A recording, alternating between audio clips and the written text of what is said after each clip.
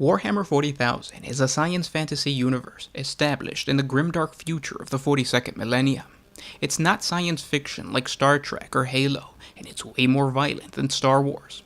There are 6 major races that are locked into a never-ending war taking place in our very own Milky Way galaxy. These races include the humans, which are organized under a dystopian society called the Imperium of Man.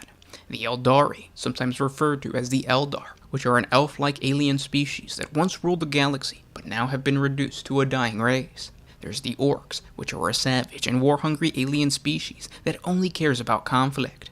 The Necrons, which are an ancient, soulless robotic xenos that once ruled over the Milky Way galaxy 60 million years ago. The Tyranids, which are an animalistic, hive-mind-controlled superorganism that invaded the Milky Way galaxy. Then there's the Tau Empire, which is a technologically inclined alien species that is the youngest of the major races in the galaxy. And finally, you have the Chaos Gods and their demons. This is a faction of other dimensional entities that feed off the emotions of real space and wish only to break the veil between reality and their chaotic dimensional plane called the Imperium. Although these are the 6 major races in the 40K universe, they can be broken down even further into sub-factions, and on top of that, there are hundreds of other minor races that participate in countless battles across the stars. The 6 major races represent the playable factions on the tabletop, and today we'll be going over each race's origin, followed by their individual factions, their appearance, and finally, why you want to play them on the tabletop. Let's begin with arguably the most popular race, the good old humans. Known as the Imperium of Man, humanity in 40K has the most playable factions and is the focal point of the narrative of the game. The origins of humanity is for the most part unknown. To the citizens of the Imperium, their existence isn't something that should be contemplated. They simply should see it as a blessing by their holy savior, the Emperor of Mankind, that they are even alive.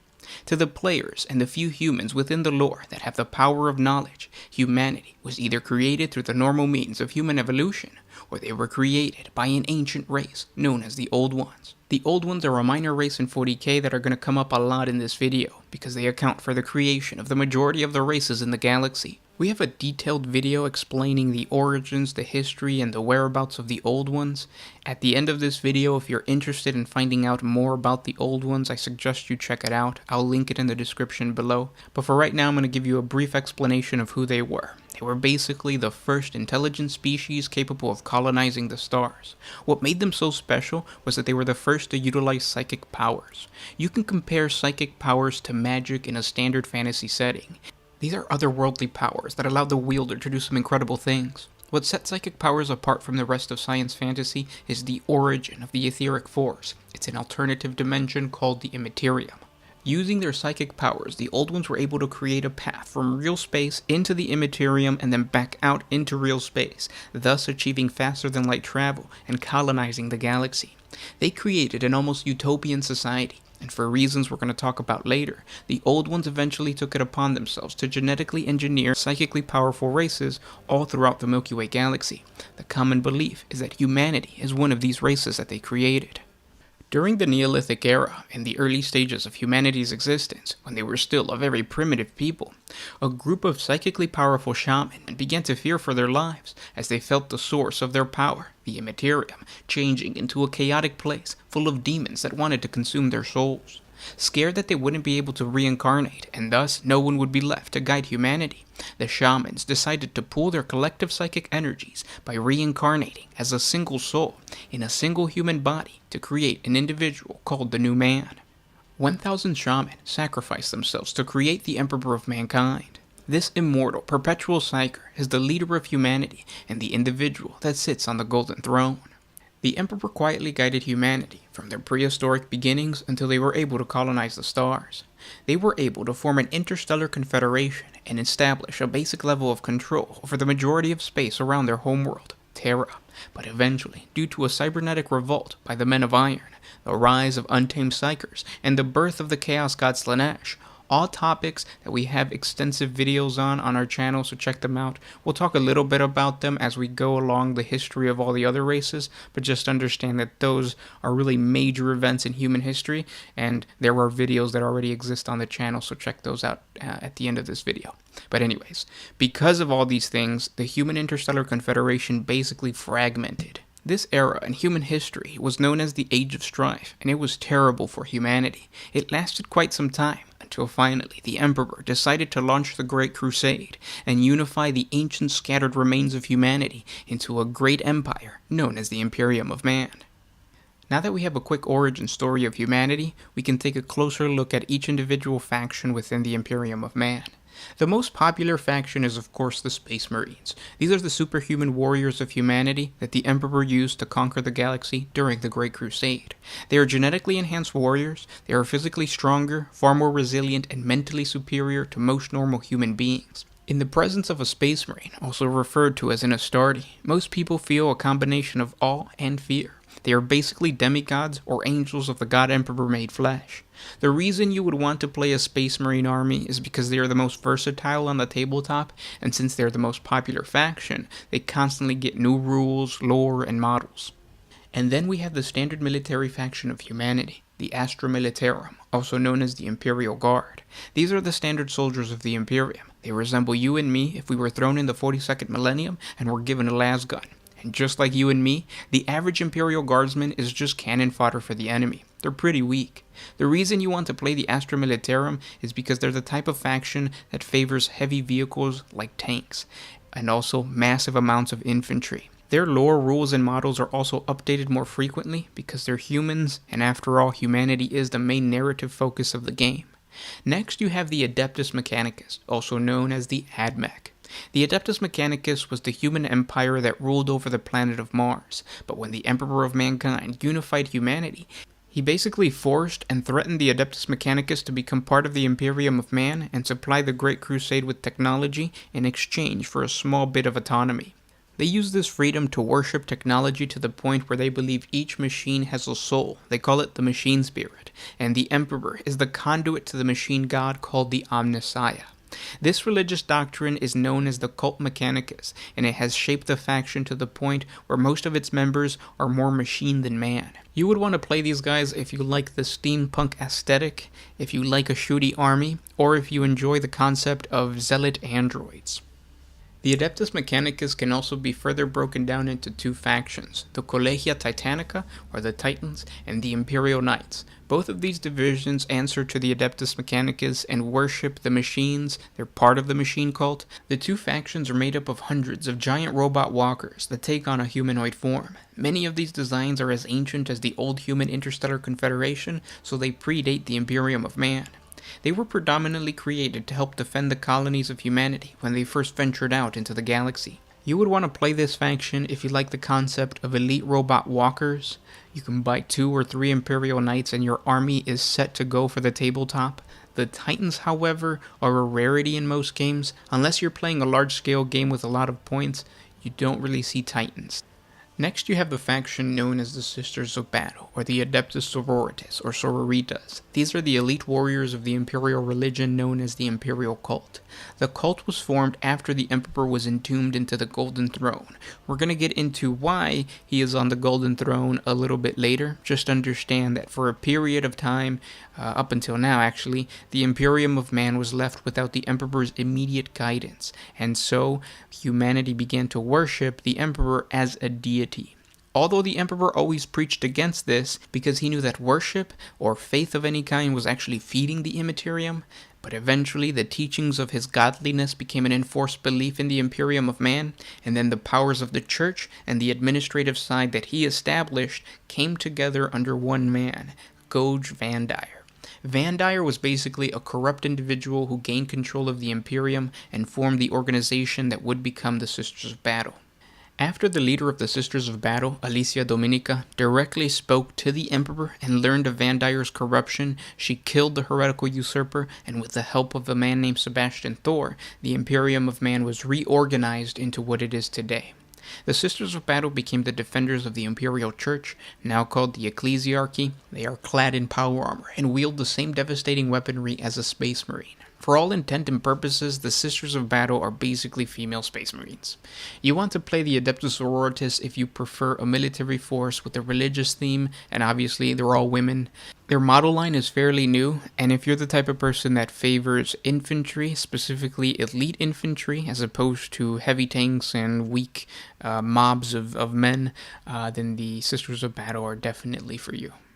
The last human faction we're going to talk about is the Adeptus Custodes, and like all other human factions, their origin is tied to the Emperor. They were created to serve and defend the Emperor of Mankind during the Great Crusade. They stood with him when he walked amongst man, and now that he's on the Golden Throne, the Adeptus Custodes still protect him and the Imperial Palace. They are stronger and more decorated than most Space Marines, but share a similar origin.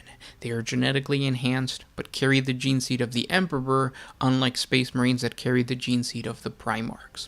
Each is a bastion in their own right, a sentinel of unmatched capability, and possesses a singular purpose: to counter any possible threat, whether it be human, alien, or demon, against the Emperor of Mankind. The reason you would want to play this faction is if you want to play something that's stronger than a Space Marine, but obviously it's going to be more elite. So you're going to have less models on the tabletop than a regular Space Marine army, and you're going to be limited by a smaller option of actual models.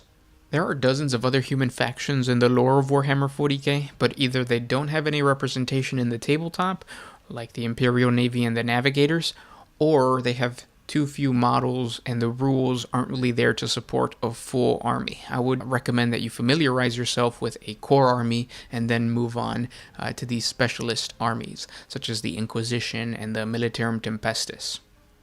Now we can finally move on to the non-human factions of Warhammer 40k. Let's start with the Necrons.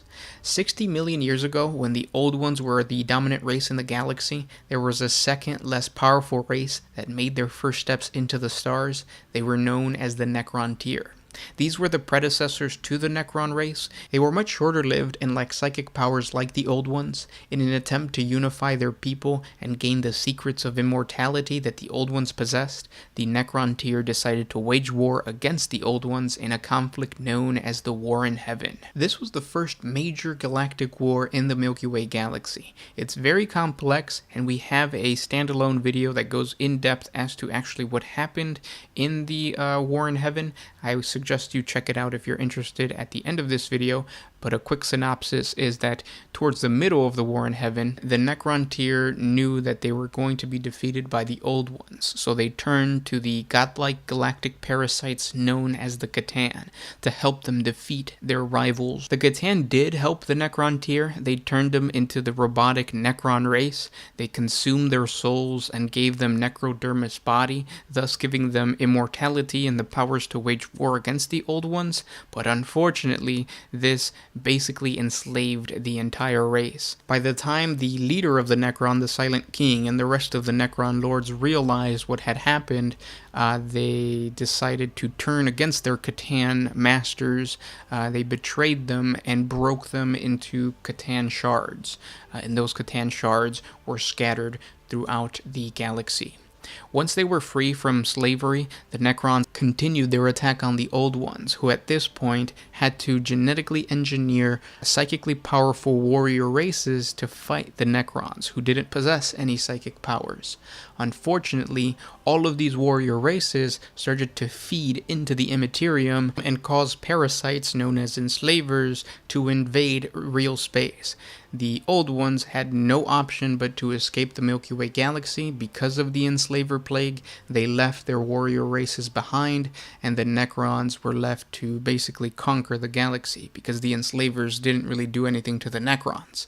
Now, the Necrons decided to take a different route. Instead of continuing to fight the warrior races, they decided to enter a deep sleep. Because they were immortal, they knew that they can just go into their tomb worlds and wait out the enslaver plague. The enslavers would kill out the warrior races, and then the enslavers, not having anything to consume anymore, would just leave or die out from real space.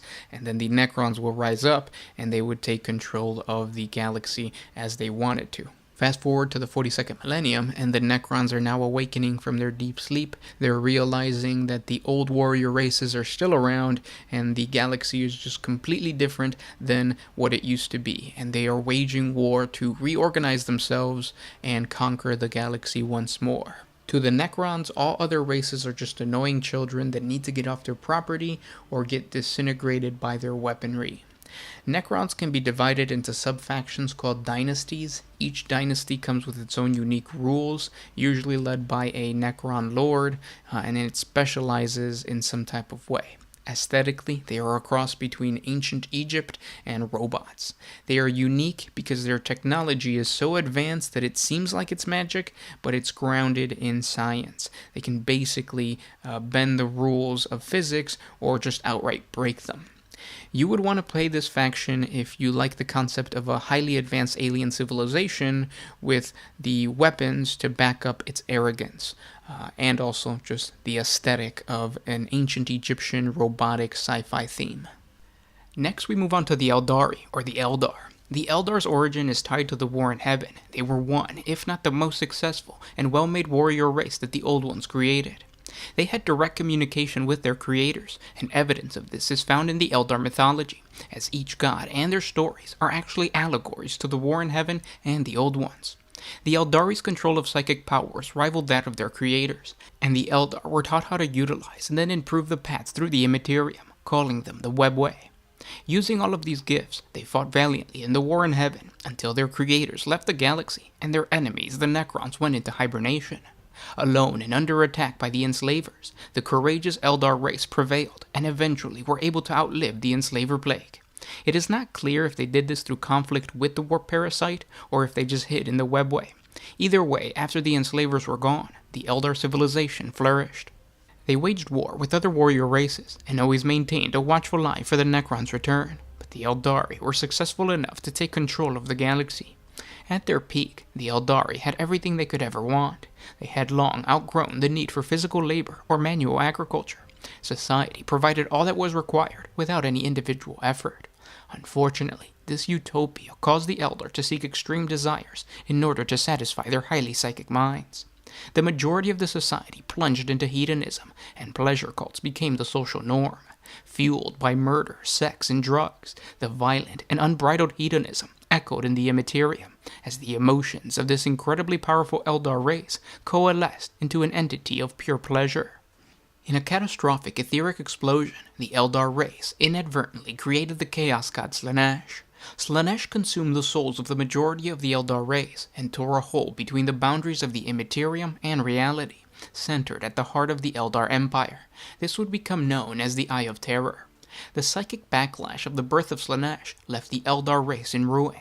Homeless and scattered, the Eldar tried their best to cling on to what remained of their once great empire.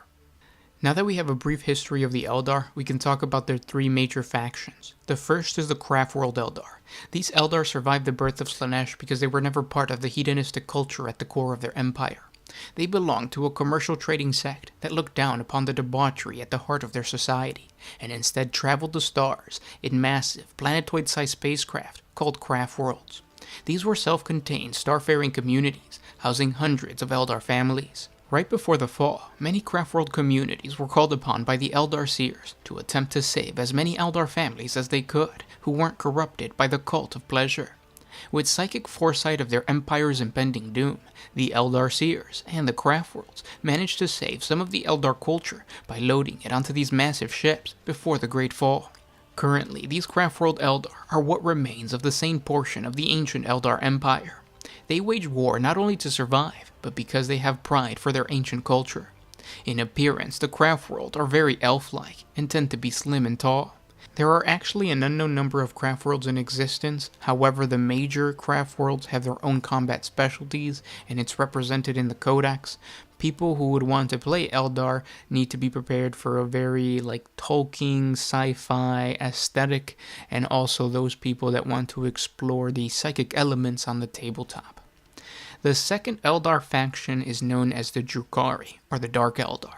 These are the Eldar that participated in the hedonistic debauchery that caused the downfall of their empire, but then refused to give up that lifestyle and just kept going. After the empire collapsed, the few surviving pleasure cults that miraculously avoided Slaanesh gathered together in this massive Webway port, just like their ancestors hid from the enslavers back in ancient times.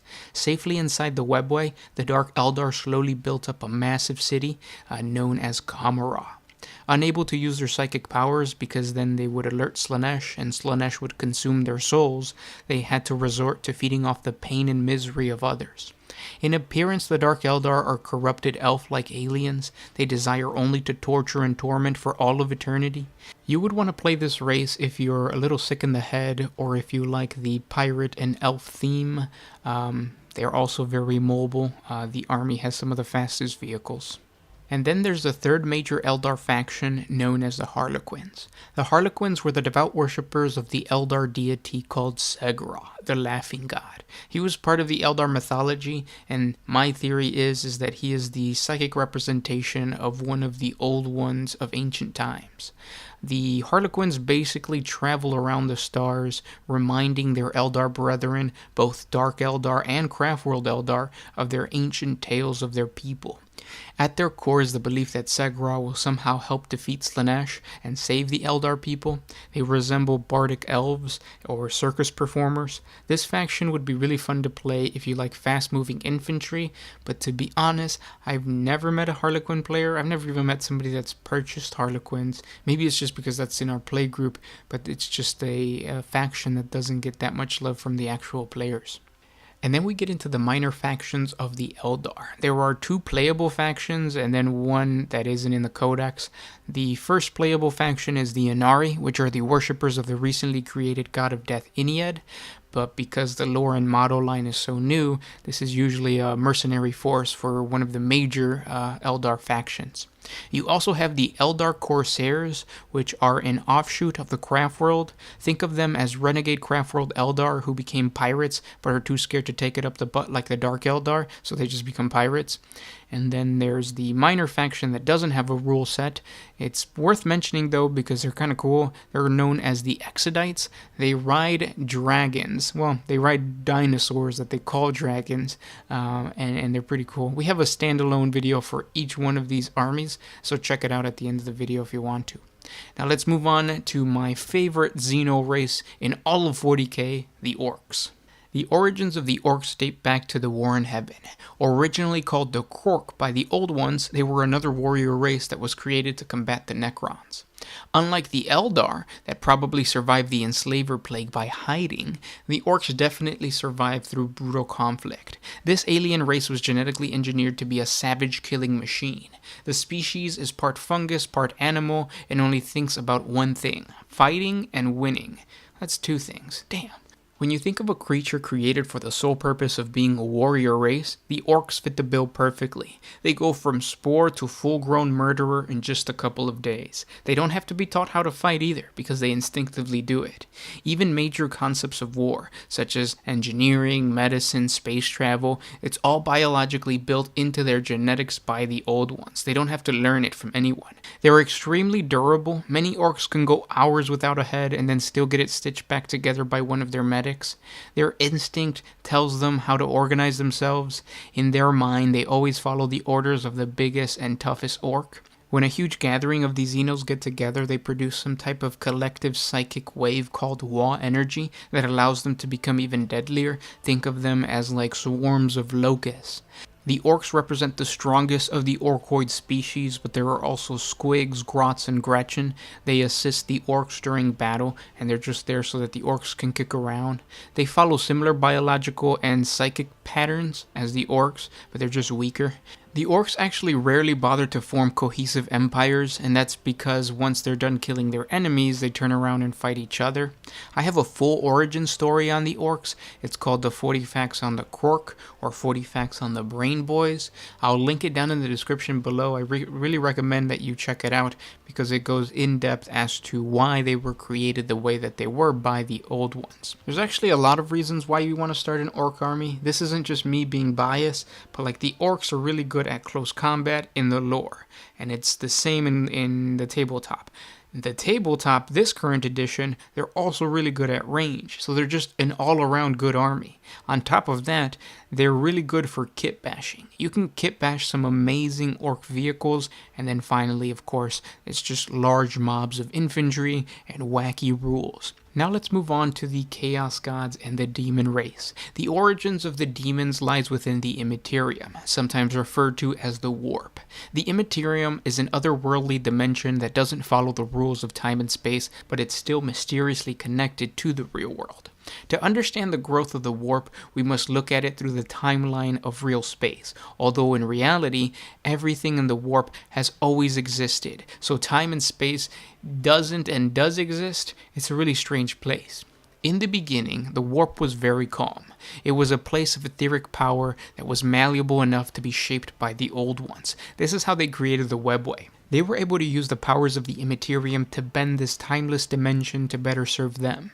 When the Old Ones created the Psychic Warrior races, the Immaterium reacted to the increased raw emotions of these creatures. More specifically, it reacted to the negative emotions created by the war in heaven, and each emotion began to coalesce to form chaos entities. These entities were ageless, and they couldn't be understood by the basic intelligent beings born in reality. Enslavers, warp vampires, furies, all of these creatures assaulted reality. Some entities, however, became the raw essence of a particular emotion, and then they became the Chaos Gods. I hesitate to say that the Chaos Gods were created or that they were born, because strangely enough, the Chaos Gods have always existed in the Immaterium. This is another strange effect of the reality-bending powers of the Warp. There are 4 major Chaos Gods: Slaanesh, Khorne, Nurgle, and Tzeentch. Each god was so powerful that it could break off a piece of itself and send it into real space. These were known as demons. Demons are basically smaller pieces of the grander essence of the emotion of the Chaos God. And the Chaos Gods themselves can't really be understood by a simple human mind. The true goal of the Chaos Gods is almost as mysterious as the Immaterium is. They fight amongst each other as much as they fight in real space. Each faction is one of the 4 major Chaos Gods, with a 5th faction that encompasses those that they corrupt. We can start off with Nurgle. He is the raw emotion of entropy, and as such, he is empowered by anything that causes decay. Disease is the most common thing that's connected to Nurgle, as it is the quickest way for something to rot, but Nurgle is fed by simple passing of time. Aging, deterioration, anything like that feeds Nurgle. Nurgle's goal can be summed up as convincing or corrupting his followers to accept the process of falling apart. Once a creature in real space understands that deterioration is inevitable and chooses to spread that ideology, Nurgle blesses him with his powers. His followers are always depicted as disease-ridden creatures that joyfully spread the pestilence, because in their minds, the Lord will always keep them in a perpetual state of decay. In a strange way, they always enjoy immortality as they very slowly fall apart or die. The reason you would want to play Nurgle is because these demons and worshippers are very durable. They have high wounds and usually have really good saves. It is very hard to kill a Nurgle army. And then there's the Chaos God Khorne. He is the raw emotion of rage. He feeds off of whatever anger causes, usually conflict, war, violence, and the spilling of blood. He also feeds off of martial prowess. Khorne's minions and followers are usually savage warriors and never make use of psychic powers. He wants to sow as much anger as he can, and using psychic or even range powers usually prevents his enemies from feeling vengeance in their heart, which is something that he wants. He feeds off of that. Khorne and his demons follow the traditional appearance of most malevolent demons. They are horned devils, massive brass-covered warriors, and giant winged monsters. You would want to play Khorne if you prefer melee combat as opposed to range or psychic powers, but also want that idea of being part of the Immaterium and like the chaos of the warp. The 3rd Chaos God is Tzeentch. Tzeentch is the raw emotion of change. He feeds off of the fluctuations of emotions that stem from plotting, hoping, and understanding. When a scholar grows in understanding on a certain subject matter, or a politician maneuvers through a risky dealing, Tzeentch is empowered.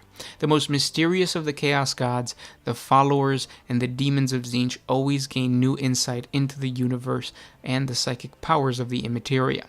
Aesthetically, he represents wisdom, so things like birds, books, scrolls, feathered pens, things like that really represent Tzeentch. You would want to play Tzeentch if you are interested in all of the disciplines of psychic powers. He is basically the perfect Chaos God just to have a full army of Psykers.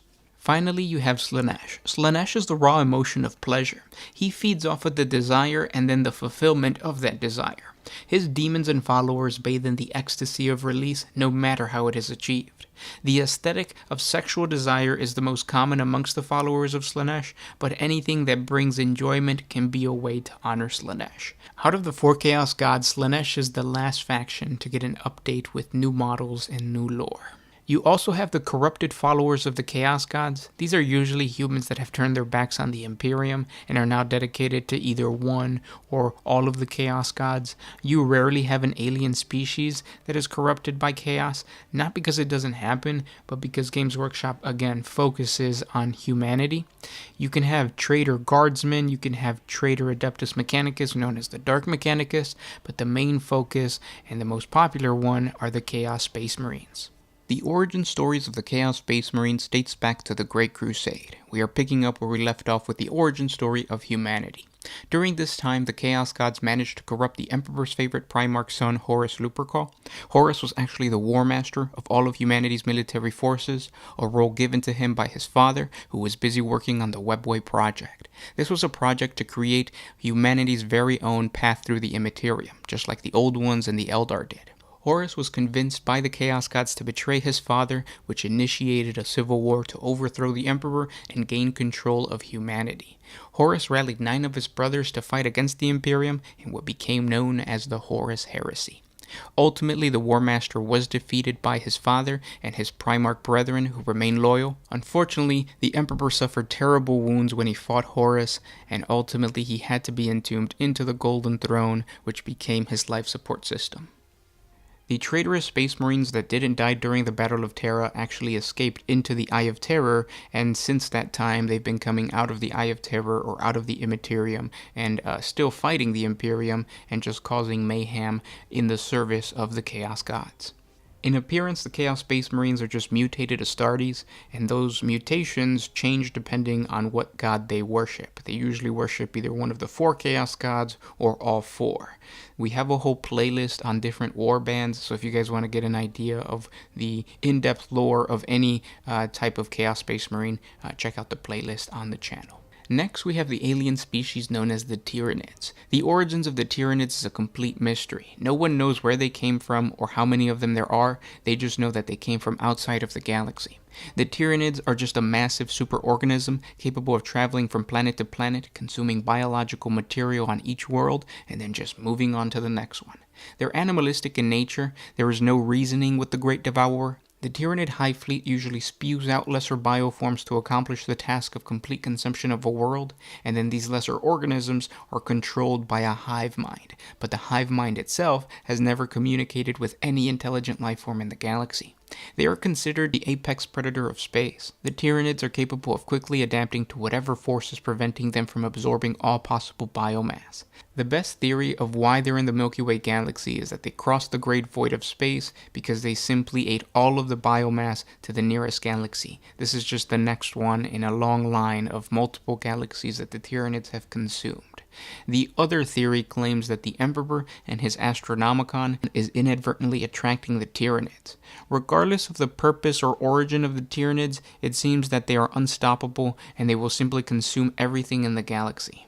The Tyranids are further divided into lesser factions called Hive Fleets. The Hive Fleets usually tend to have special adaptations based on the obstacles that they have encountered in the Milky Way galaxy, and these adaptations are represented in the Codex as special rules. The Tyranids resemble the traditional alien bioform of most science fiction. They look like Alien or the Zerg. The reason you would want to play Tyranids is if you like giant swarms of creatures. Everything about the Tyranids is biological, so they can still shoot at you, but even the actual ammo and the gun is a biological weapon. You also have giant, massive, scythe-wielding monsters, which is always fun. The Tyranids have a minor faction called Genestealer cults. Genestealers are powerful Tyranid bioforms that are sent out as scouts for the Hive Fleet. Once they arrive at a planet, they start to prep it for its eventual consumption. They do this by inseminating the planet's native population with their gene seed, thus creating a cult of hybrids that try to gain control of the world so that when the Hive Fleet arrives, it's easier for them to consume the planet. The whole process of building a cult is very complex, and it depends on the native population that's on the world. Most gene stealers can go from having a couple of members to interbreeding with an entire social class and conquering the world in a very short amount of time. In appearance, the gene stealers range from slightly mutated humans to grotesque mockeries of what a human is supposed to be. The thing about gene stealers, similar to the worshippers of chaos, you're always going to have a hybrid that is part Tyranid, part human. You're rarely going to have some type of alien with Tyranid. Because of this faction is similar to the Astra Militarum, where it favors tanks and light infantry, but it could always be coupled with a Tyranid army. Now we finally move on to everyone's favorite major 40k race, the Tau Empire. The Tau race was discovered by the Imperium in the 35th millennium, and at that time the species was very primitive. It was fragmented into warring tribes that barely had Stone Age technology. The Imperium decided to ignore the savage species and focus on more pressing matters in their empire. Unlike the other intelligent species in the Milky Way galaxy, the Tau were not created by the old ones. At least there's no evidence to support this. The Tau actually barely register in the warp. They have no psychic powers. The common belief is that they just evolved through normal evolutionary means, but my theory is that they were created by the Eldar, but that is a topic for a completely different video that I'll create later on. Now, the beginning of the Tau Empire can actually be traced back to an old legend. The Tau speak of a terrible conflict between the warrior tribes of the plains and the city of Fjortown. It was during this conflict that two mysterious Tau convinced the warrior factions to stop their bickering and unite as one. These mysterious figures were the first ethereals, and they spoke of the importance of peace and understanding between all Tau. They described a greater good that each Tau should strive for. Convinced by the ethereals, the Tau united, and because of their cooperation between all the tribes on the planet of Tau, they were able to rapidly develop their civilization's technology.